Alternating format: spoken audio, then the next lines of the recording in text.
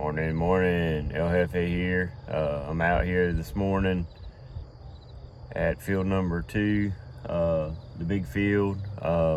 Just kind of seeing what's going on. A little slow to get up this morning. That comes with age, I guess.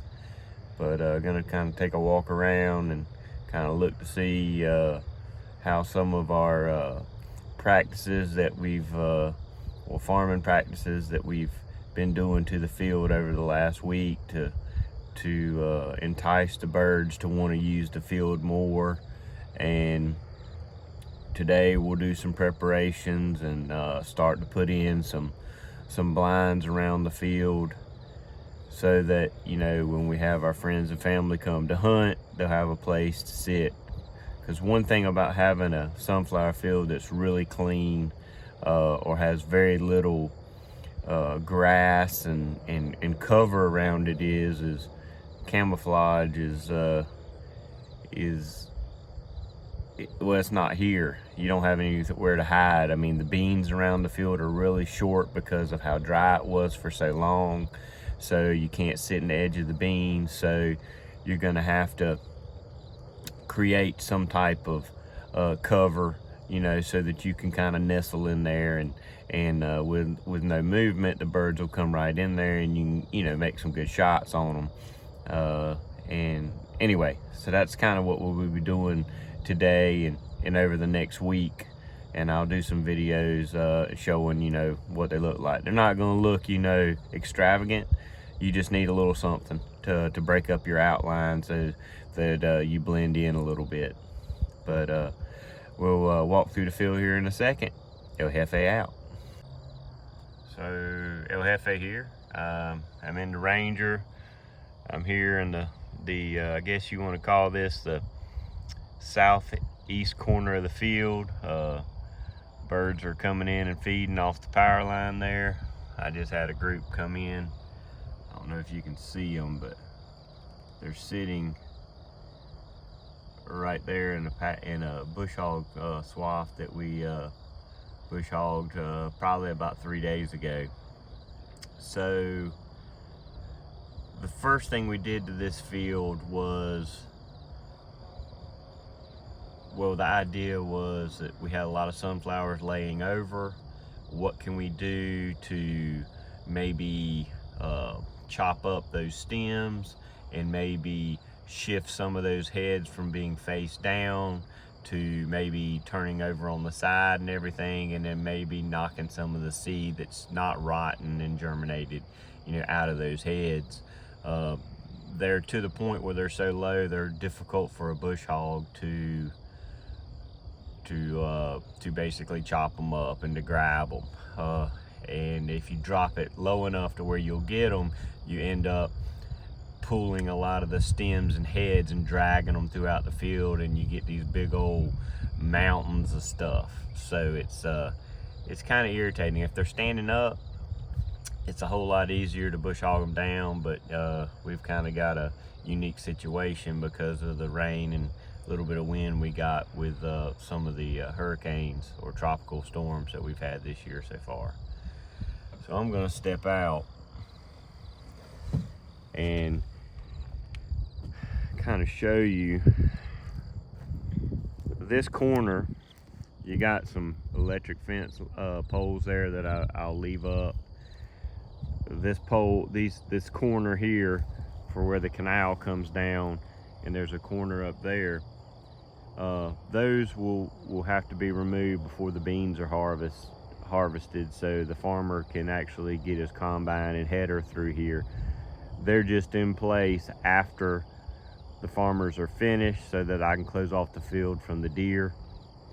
But this corner is probably gonna be, I'm gonna leave it here and I'm gonna make this a corner blind. It's nice. I've already got some structural components with the triangular setup of the poles and braces, and we're gonna put some camouflage burlap around that so that somebody can sit right in there next to that 4x4 and be hidden pretty well. And the birds are used to seeing those poles there, so it's not something new where they're going to be flaring from it, for sure. So as you can see here, the edges you can see the grass, and then you can see the sunflowers that are still standing. That's a bush hog swath that I've gone all the way around and bush hogged, you know, 2 rows all the way around the field. So you see here where all these sunflowers, the grass I've rounded up, you see it's yellowing and dying. The green stuff you do see, some of it's a little broadleaf, but a lot of it's sunflower plants. You can kind of see the birds getting up out of the field there. So this is a swath here. So ideally, with a blind there by the Ranger, you've got a swath through here. I'll probably cut a couple more throughout this week. You can kind of see how the stems get pulverized. You know, seeds are shattered in here. The birds can walk and pick them up, and it just makes for a nice feeding area for them. It also makes a nice area for somebody, well, my father will be sitting there. That's his spot. He'll be able to put his Mojo dove decoy out here in the open, and you know, and birds will come in, and they'll come in and land by it and give them some good shooting. The bush hog swaths always also give you a transportation system in and out of the field when you down a bird, so you don't have to step through all the sunflower stalks and stuff like that, and you can kind of have some ease in walking and not getting tripped up. So you see this swath here, it runs from basically right there by the canal, and it goes all the way through the field to the end. There again, I can drive my Rangers through here and everything like that. This swath will probably stay this size, and I'll do, you know, a couple more swaths as the week goes on, just to knock down and pulverize some of these heads on these stems that are standing, to just broadcast that seed all over the ground. So the bush hog swaths are being used pretty heavily by the doves now, especially as fresh as they are. We haven't had any rain, so the seed's not germinating. I did set my disc. I took a disc swath just to see how the disc would work, and ran them through real lightly and everything, and just to kind of tickle the top of the soil, try to bust those stems that were laying on the ground and everything. They did okay. But I haven't seen the birds in these 2 swaths, one in this field and one in the other field, that I have in the bush hog pass. So bush hogging is definitely seemed to be preferred by the birds. So we're gonna walk down here. So I showed you the southeast corner where that blind's gonna be, and typically this field is long and narrow, so we have to be careful for gun safety, to make sure we position people around in safe directions, so that when people are shooting, we don't have issues with getting I guess bird shot, you know, falling down on you or whatever. You know, a good rule of thumb in any dove field is unless you're hunting it all by yourself, or there's only a couple people where you're on the same side of the field, you don't have to be concerned with it. But the rule of thumb is if birds are flying and you're able to shoot at a 45-degree angle or above, you know, you're safe to go. But when you have to drop and shoot less than a 45 across the field and there's people that direction, it's best just to let the bird go. You'll get plenty of other shots.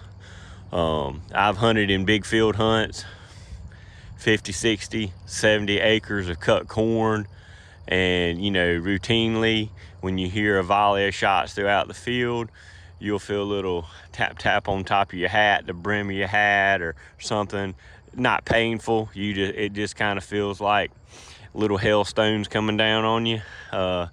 Or if by chance you see somebody turn and shoot directly at your direction and they're, you know, 100 yards away, you just kind of turn and wait, because every now and then a pellet will hit on your shoulder or something like that. But that can be avoided if you just use that safe practice. Shooting at a 45, if the shot does come down, at least then it'll have lost its velocity and it'll just be natural gravity push velocity of it falling to the ground, and typically it's not harmful for you. You know, it won't hurt. So, as I said again, here's the other corner. They're not too far apart. If I had to guess, they might be, I don't know, 40 yards apart from corner to corner. You see where the Ranger is. But, you know, we'll use this as a position as well. And in the morning, the sun's at your back, so you'll be looking out to the field. And, you know, it covers this corner pretty good. And then we won't have anybody else down this line. This edge of this side of the field will be left alone, and that way we have plenty of room for the hunters. And then we'll position another couple of people. Well, my son will probably sit about 60-70 yards up right along the driveway here, and then up by the power poles there'll be another couple of people. And then underneath the power line field, we'll have 1 or 2 more people. So, and we kind of stay on that side. That way, the people hunting along the driveway, you can shoot straight across, and there's nobody there. It's just being safe. You're trying to allow people, when they get into the fun of hunting, to not have to be worried with, you know, where exactly is that person straight across from me. It's kind of a good setup, and it's worked for the many years we've done it. Never had any issues, nobody getting shot. You know, we've all been brought up around guns, so we're familiar with them. We know how they work. We know the safety that comes with them, and what you need to do to make sure, you know, you have a good hunt without any injuries. Very important. But you can kind of see bush hog swath. I mean, we got a lot of sunflowers laying on the ground, a lot of germinated sunflower. Everything green you see there pretty much are sunflowers. I mean, I could throw fertilizer on them and they'd probably come up, maybe. But eventually the deer are gonna find them and they're gonna start munching on them. If they do survive that, first real good heavy frost in the 20s will knock them in the dirt. But so interesting thing here I showed you. That is sorghum. Some people call it milo, what have you. Evidently, some of the seed that I planted, it came mixed in with it, and that's what a head of sorghum looks like when it's matured up and heading out. They're about the size of little BBs. When I round up and everything, you see that little seed there, maybe. Not very big, but as it dries off, it dries up and everything, and those seeds will fall on the ground, and doves will eat them too. A little bonus seed in the field. But the birds are definitely feeding this morning. We're in the low 60s, but and we still got pretty good clear soil. Clear soil here with no sunflowers, which is not exactly what I wanted, but y'all know about all that. We talked about it pretty much from the beginning throughout the channel and the videos. We're gonna fix this. Gonna line this field. I think we're gonna do some chicken litter, and I plan on putting crimson clover and stuff in these fields as soon as we're done with the dove season. It'll probably be late September, early October, and we're gonna load her up in here for sure. So there's the birds getting up. I kind of relocated them when I drove up to this end, but you can see we've definitely got some birds in here. Which is, it's what we do. That's why we plan it. You know, we're a week out. Birds are in here feeding good. The 7-day outlook for any tropical weather is very promising. I mean, we might get a thunder shower here or there, but for the most part, I think we're in good shape to having a good Labor Day hunt. You know, if it is raining, I'll be out here. It won't hurt me. I'm not gonna melt, and you know what floats. At least that's what my wife will say. So yeah, they're in here, boys and girls. This is what I like to see.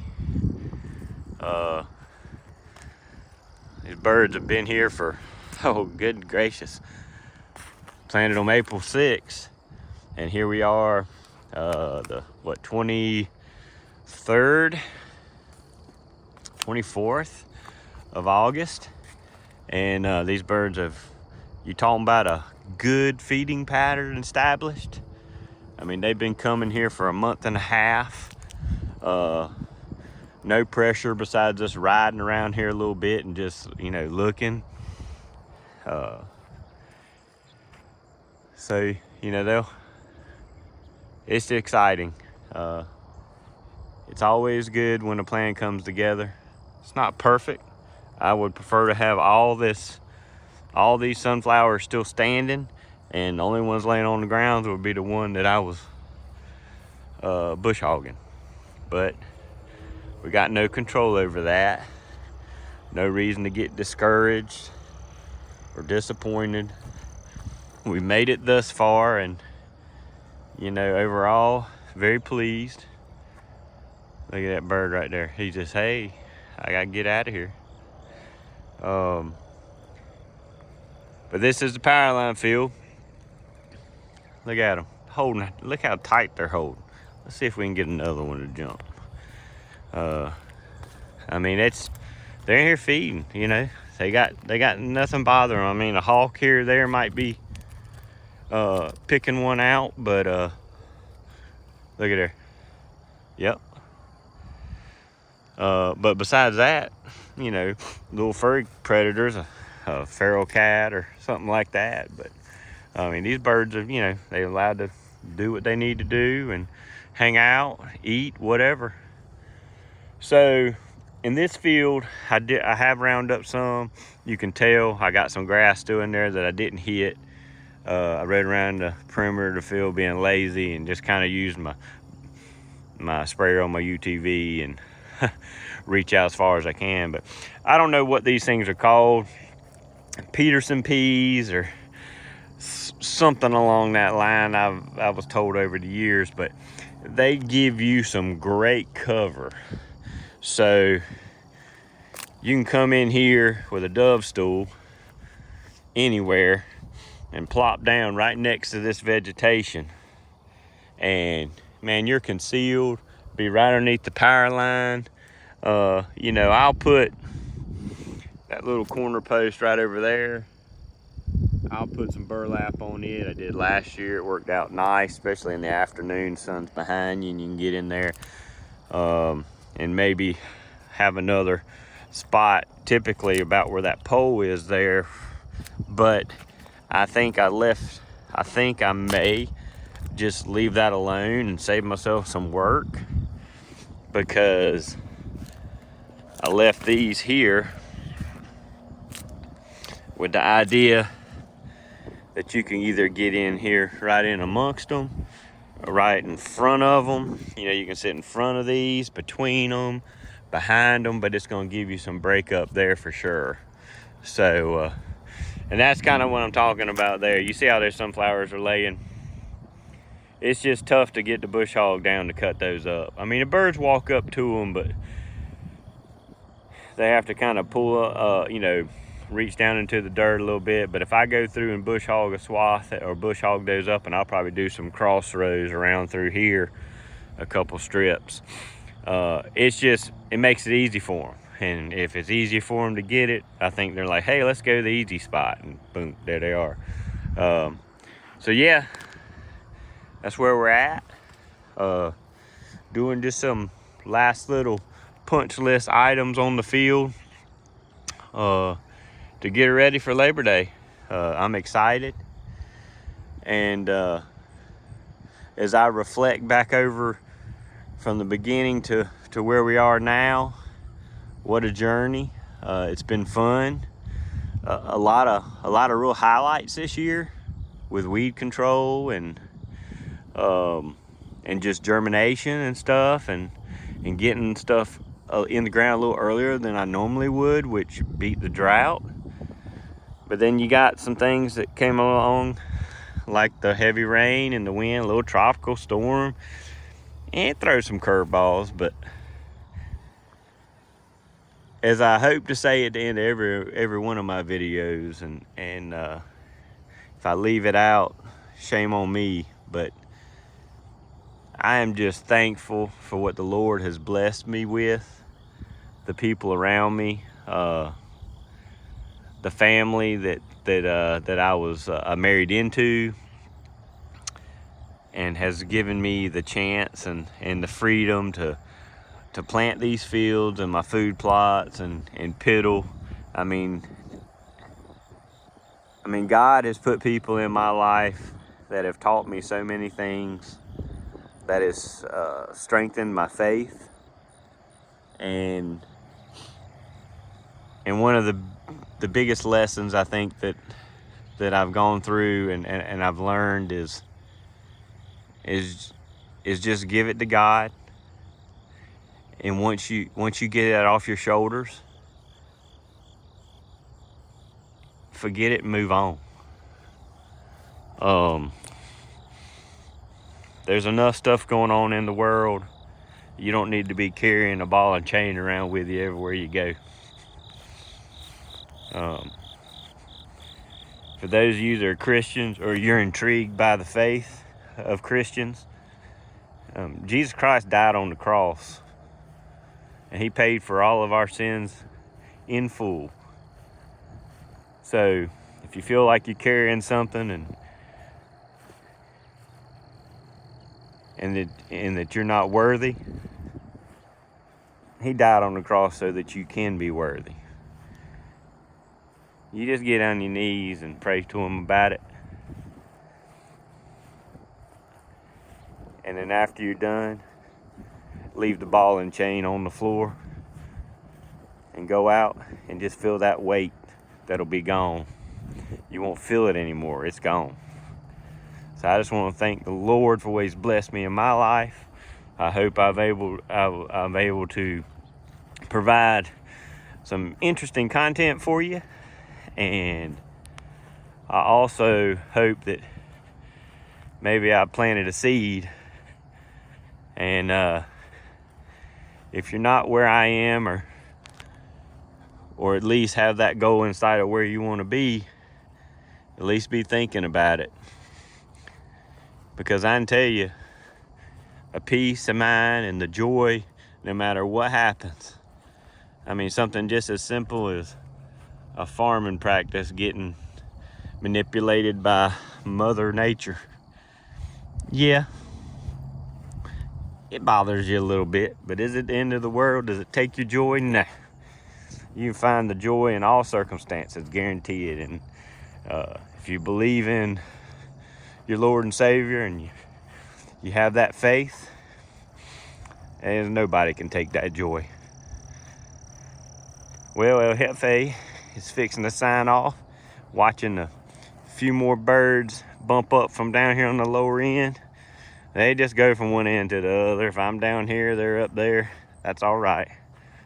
In about a week, there'll be people everywhere, and it'll sound like World War III out here. A lot of fun. I just want to thank you, Lord, for allowing me to do it. El Jefe out.